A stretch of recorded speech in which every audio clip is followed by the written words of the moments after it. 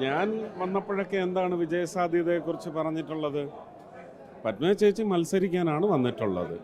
ഇത്തവണ ഒരു ഉറപ്പ് തോന്നുന്നുണ്ട്. അപ്പോൾ അത് മാക്സിമം ഫലവത്താക്കണം. അതിനുവേണ്ടി എല്ലാവരും പരിശ്രമിക്കും. അല്ല, അങ്ങനെ ഇല്ലില്ല, അങ്ങനൊന്നുമില്ല. ജനങ്ങളുടെ പിന്തുണയുണ്ടെങ്കിൽ ജയിക്കാം, അത്രയേ ഉള്ളൂ. ഞാൻ അങ്ങനെയാണ് ജയിച്ചത്.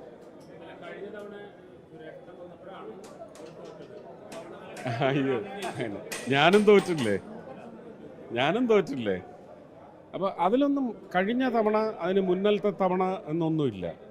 ഇന്നത്തെ സാഹചര്യം വിലയിരുത്തി ജനങ്ങൾക്കൊരു സഞ്ചയ നീക്കമുണ്ട്. അവരുടെ ഒരു കളക്റ്റീവ് റെസ്പോൺസിബിലിറ്റി എന്ന് പറയുന്നത് ഇന്ന് പൊളിറ്റിക്സിന് അതീതമായിട്ട് ജനങ്ങൾ വോട്ടേഴ്സ് ചില നിശ്ചയങ്ങളിലെത്തുന്നുണ്ട്. അതാണിവിടെ അട്ടിമറി വിജയമായി ഭാരതീയ ജനതാ പാർട്ടിക്ക്, ഒരുപക്ഷെ നരേന്ദ്രമോദി നയിക്കുന്ന NDA സഖ്യത്തിന് ഇവിടെ ബലമാകാൻ പോകുന്നത് അതുതന്നെയാണ്. അല്ല, അങ്ങനൊന്നും എന്നോട് ചോദിക്കരുത്. അവരുടെ ഒന്നും മനസ്സ് എൻ്റെ കയ്യിലല്ല ഇരിക്കുന്നത്. ഞാൻ പറഞ്ഞില്ലേ, കാലികമായിട്ട് പ്രസക്തമായ വിഷയങ്ങൾ അവർ ചർച്ച ചെയ്തിട്ടുണ്ട്. അത് ഇന്നത്തെയോ ഇന്നലത്തെയോ അല്ല.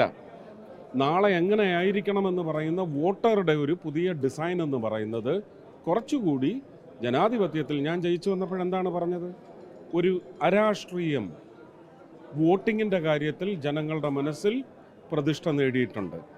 അവരിനി ഏത് രാഷ്ട്രീയത്തിൽ വിശ്വസിച്ചാലും, ഇപ്പം കാണുന്നില്ലേ എന്താണ് ഈ പടലപ്പിണക്കം അല്ലെങ്കിൽ ഫ്രാക്ചേഴ്സ്, അതിൽ നിന്ന് തിരിഞ്ഞ് ബ്രാഞ്ചസ് ഇങ്ങനെയൊക്കെ വരുന്നത് എന്തുകൊണ്ടാണ്?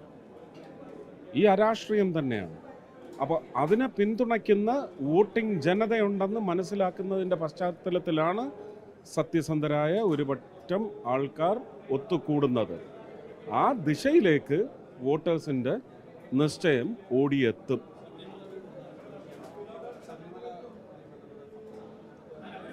സ്വാമിയേ ശരണമയ്യ.